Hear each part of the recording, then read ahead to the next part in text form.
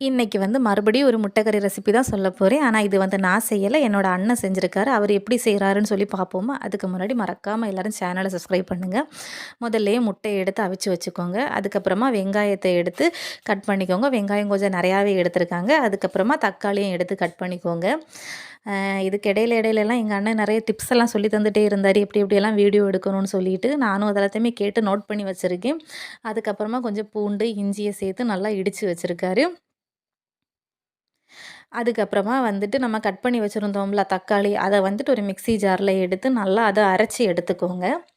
இது இவ்வளோத்தையுமே எடுத்து வச்சதுக்கப்புறமா அடுப்புல பேன் எடுத்து வச்சுக்கோங்க. அது சூடானதுக்கப்புறமா அதில எண்ணெய் ஊத்தியிருக்காங்க. தாளிக்கிறதுக்காக கடுகு ஆட் பண்ணியிருக்காங்க. கறிவேப்பிலை ஆட் பண்ணியிருக்காங்க. அதுக்கப்புறமா கொஞ்சம் ஜீரகம் ஆட் பண்ணா நல்லா மணக்கும்னு சொல்லியிருந்தாரு எங்க அண்ணே.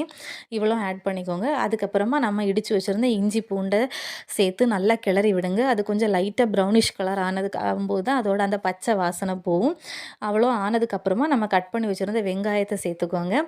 அதுக்கப்புறமா உப்பு சேர்த்துருக்கு. உப்பு சேர்க்கும்போது வந்துட்டு வெங்காயம் கொஞ்சம் சீக்கிரமாவே வெந்து கிடைக்கும் அப்படின்னு சொல்லி எங்க அண்ணன் சொன்னாரு.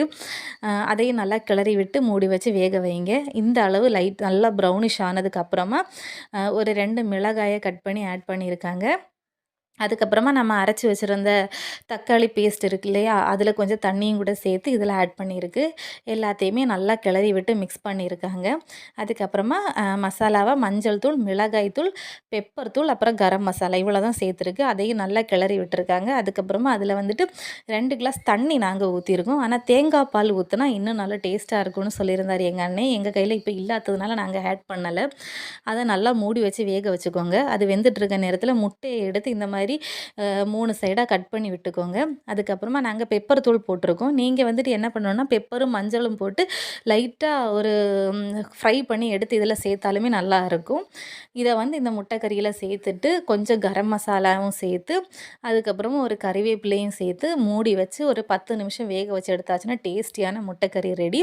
இதுக்கு சைடா நாங்க ஆப்பம் தான் பண்ணியிருந்தோம். அதுவும் எங்க அண்ணன் இன்னைக்கு தான் ஃபர்ஸ்ட் டைம் ஆப்பம் பண்ண ட்ரை பண்ணுச்சு. அது ரொம்ப சூப்பரா வந்ததுனால ரொம்ப சந்தோஷப்பட்டுட்டு இருந்தாங்க. ஆப்பம் முதல் தடவ பண்ணது இவ்வளோ அழகா வந்துச்சுன்னு சொல்லிட்டு.